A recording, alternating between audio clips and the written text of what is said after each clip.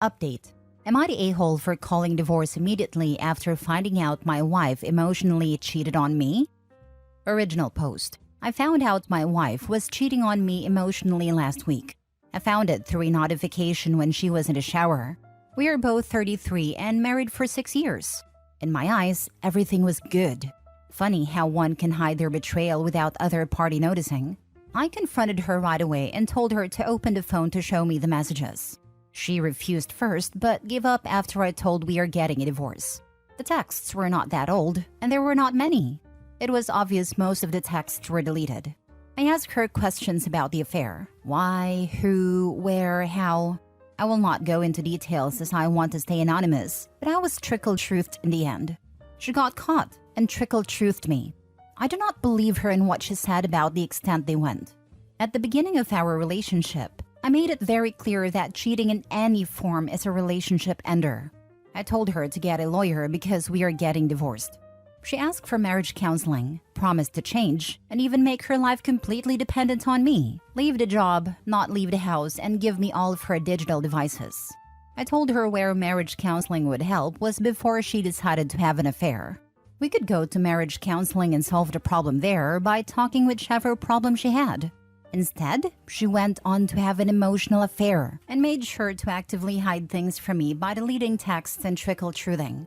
I reminded her my boundaries and what I told her about them in the beginning of the relationship.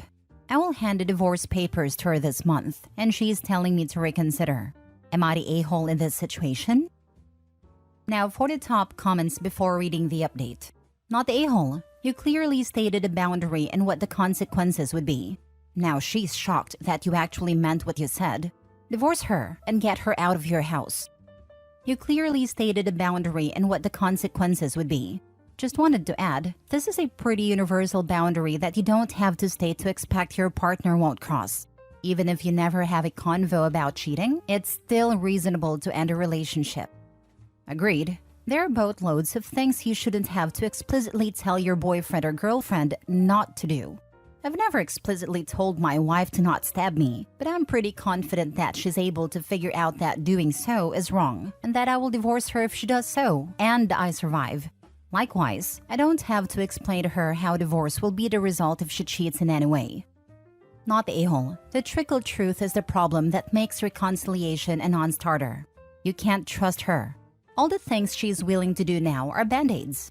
Who wants to be married with someone who can't have a life outside of you because they may cheat again? She made her choice. Don't let her drag out the inevitable. If they come to me and confess, I may consider at least listening. If I had to dig out oak roots to get the full story, you can't repair the damage. This is exactly why I got divorced. The cover-up was worse than the crime. I don't need to spend the rest of my life playing Nancy Drew. Also, let's not forget the quitting her job and never leaving the house means if they get divorced in the future, he'd probably owe her alimony since she no longer has her own income. Also, this seems like such an interesting and extreme response. Like you'll quit your job and never leave the house? Why? Like what person would be like, yeah, okay, you're in house arrest now. You're a housewife? It makes it seem like she's offering a dramatic solution like she's just throwing spaghetti at a wall to see if it sticks. I don't know. It just kind of strikes me as putting it back on the other person to be the bigger and better person by saying, oh no, you don't have to quit your job and stay at home all the time. So in order to not cheat and prove her loyalty, she proposes this probably outlandish entire lifestyle change to ensure she won't cheat or something? It makes him the bad guy even if he agrees to her proposed solution. It's scary, especially because you had to be so persistent to get whatever truth you did find. I feel like you just never know with these types of people. What all would they hide if they could? It breaks the whole trust. It's your marriage, so if you want to work on it, I would understand. But if you feel so clearly about it, anyone would understand wanting to divorce. It's the deleting and the withholding info and the trickling. I'm so sorry. I've been married for 36 years. Trust and love are the currencies of a successful relationship. If you don't think that you can ever trust her again, then leave. If you still love her, want to save the marriage, then try therapy. Only you know what you feel strongest about. I wish you luck and joy. As someone who has been married almost 30 years, I 100% agree. Trust is a critical pillar of a successful relationship. Without it, it fails. Only question is when and how much pain you want to go through. Now for the update. It's 100% divorced now. I think I was looking to relax and validate my logic with that post. Love is there, but trust is broken. My heart told me to have a hope, but my logic told me to divorce. Logic won in the end. It has been over a week now and I still do not get the full information about the affair. Yesterday night and this morning, after the post, I came to learn new information about the affair, and I am still not sure if it's the full extent. To clarify the emotional affair part, they texted, sent nudes to each other, and there were I love yous involved. If it's not cheating, I do not know what it is. Whatever, I still do not know the full truth and she refuses disclosing who exactly this affair partner is. My trust level for her is so low that she could say sky is blue and I would doubt it. This relationship is just over. Dead. I will go ahead with the divorce as soon as possible so I can process my feelings alone after she leaves. Some people told me I would not be able to find anyone at 33 as a male. This is the last thing I worry about after divorce. First thing is to get over the relationship and put myself together better than ever. I'm planning to start individual therapy right after I sort things out. I can date after that easily. Hope seeing you with a happy divorce update and in a better mood. She won't tell you who the affair partner is, probably to protect him and is still choosing him, but she has the gall to ask you to not divorce? She's still hiding details, and most likely those details are the physical aspect of the affair. I highly doubt they were telling each other the I love yous without there being physical cheating going on. You are absolutely making the right decision. She won't tell you who affair partner is, but you have his nude pics he sent your wife? That should help identify him.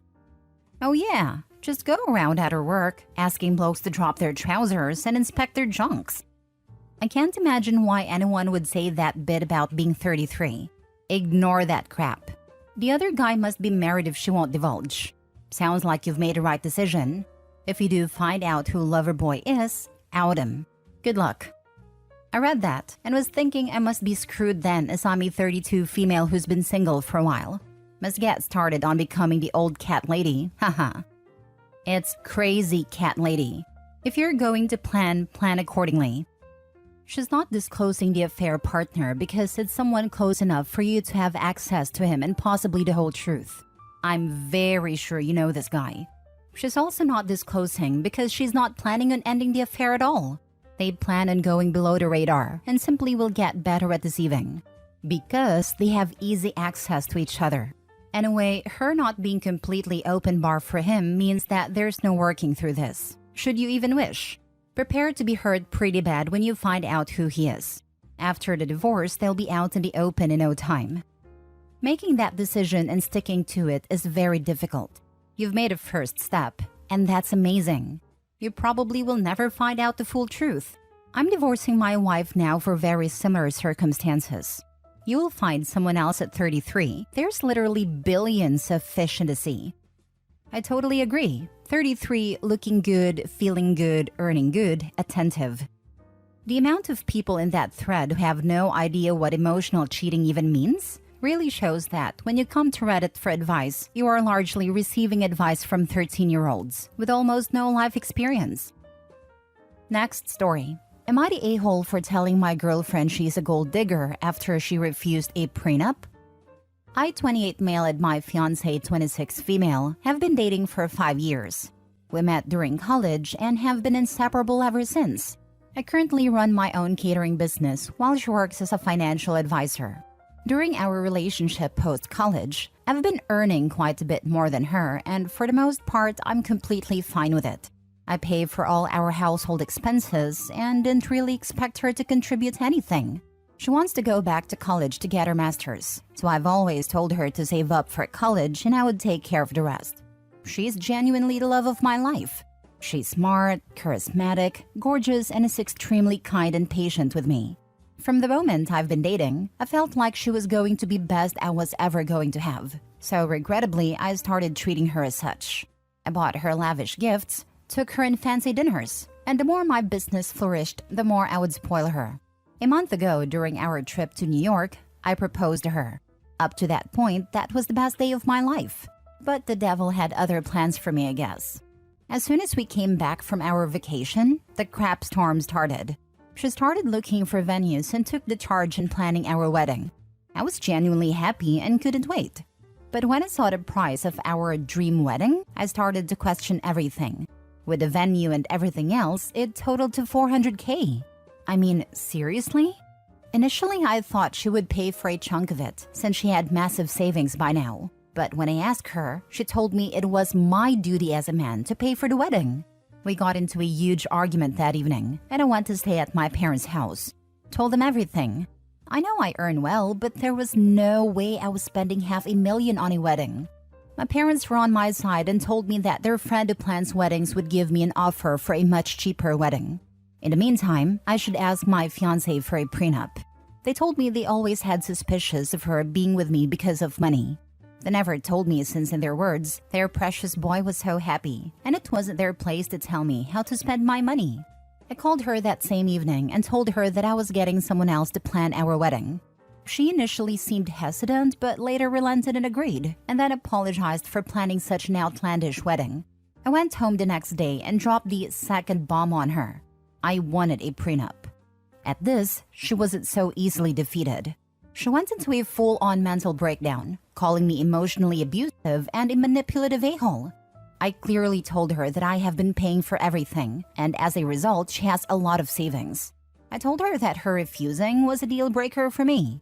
I told her that I was blindsided by her behavior all these years, because I genuinely loved her to death. She then told me that I earned much more than her, and it was unfair for me to deny her any part of it as my wife. I just called her gold digger and to GTFO of my house. She's currently staying at her parents'. Her mother has been blowing up my phone, telling me that I shouldn't have proposed something so selfish to her, and that calling her a gold digger really hurt her feelings. She then demanded an apology from me. I haven't bothered responding. To me, this whole situation is insane. Don't get me wrong, I still love my fiancé to death, but this whole saga really opened my eyes to how spoiled and entitled I made her. I feel like I enabled her behavior, and maybe I was wrong for blindsiding her with everything. Don't get me wrong, I'm still asking for a prenup, but I feel like I should apologize for dumping everything on her at once. Should I apologize? Am I the a-hole here? Edit. I never expected such a massive response. Thank you so much. I know I could have handled things much differently and set clear boundaries to begin with, but again, I was just blindsided with love. I justified her behavior as just a thing I had to, as a man. We live in a quite conservative country where typical gender roles are preached. And no, we don't live in the US, so please stop with the baby trap and child support comments. And to those confused about my company, I and my best friend started running ghost kitchens here in Europe across a few countries. When people ask what I do, I usually say catering since it's much easier to explain. I also want to apologize for my poor English. It's not my first language. Now for the top comments. My wife and I still lose sleep over paying off our $30,000 wedding. She's insane. I know someone else that did a $30K wedding. Took them years to pay it off. And what do you really get out of it? One night of food and drinks and photos that you look at once every 10 years. This is why I'm team backyard wedding. You can still have food and take pictures and have it be the greatest day of your life with all the people you love for like $500. To me, it's so stupid to spend money on a one-day event when that money would be much better spent on a down payment for a house or expenses for our future children. She has lots of savings, but won't pay for anything and wants you to stump up $500,000 because you're the man? If it looks like a duck and quacks like a duck, it's probably a duck. Anyone who says you need to obligate yourself to do this for me because of your gender is a roaring piece of turd. Not a-hole, but I'm not sure there is a chance to recover from this. When people show who they really are, believe them. Last story. Am I the a-hole for laughing at my wife's friend's 30s female dating logic? I, 30s male, laughed at my wife's 30s female friend, 30s female. Long story short, my wife and her friend were talking about her friend's dating success. Overhearing her friend's logic, and I let out a chuckle. Her friend then wanted to know what I found so funny. I told her that she shouldn't be surprised that the men she rejects don't want to be friends. And that is people age. They have less time for just friends and want to find someone to settle down with. So she shouldn't take it personally. She then countered that if they, the man she rejected, really wanted to win her heart, they should stay friends and win it slowly over time. I told her that there's no man in their 30s that would want to play that game. And that like she didn't owe them a date, they didn't owe it to her to stay around. No matter how good a friendship was and how sad it made her. This must have struck a nerve as she called me an a-hole. So am I? Was my delivery of what I considered sounded basic logic just bad? Nope. They're being honest with their intentions. She isn't. Exactly. What woman in her right mind wants a man to play the "I'm going to pretend to be your friend but only for as long as it takes to try to win you over romantically" game? This lady is nuts. She wants to be manipulated about her romantic interests and intentions and have them pretend they want a no-benefits friendship when that's the last thing they want? WTF? Dudes reading this post, please don't think the average woman is into this. Being platonically led on only to discover sexless friendship wasn't a long-term plan/desire after all. And it was all a ruse to play the victim of being friend-zoned when it doesn't get you in her panties. We absolutely hate this nonsense. And like the guy I'm replying to said, it's manipulative. 100%. It's like that girl who did a TikTok once how she said to a dude she was dating, "I don't think this is going anywhere." He agreed, and they broke up. And she then filmed a video saying, "Why didn't he try? I can be manipulated into staying with you." And all that nonsense about fight for me when the relationship is going nowhere, etc. Be honest about your intentions from the start and avoid chaos. Not the a-hole. It's hard making friends with people at all once you're over 30, let alone maintaining new friendships with people you've met for no more than a handful of hours. She has unrealistic expectations of how hard people are willing to try for a mere chance at a relationship sometime down the road. And it sounds like she's hard work and potentially playing games with them. We are also consistently telling men that maintaining a friendship with the sole hope of turning it romantic is also disrespectful. The man she wants to play her game is also more likely to be a creepy a-hole. She'll catch one of these guys eventually, and then constantly complain to her friend about how her boyfriend is a jerk.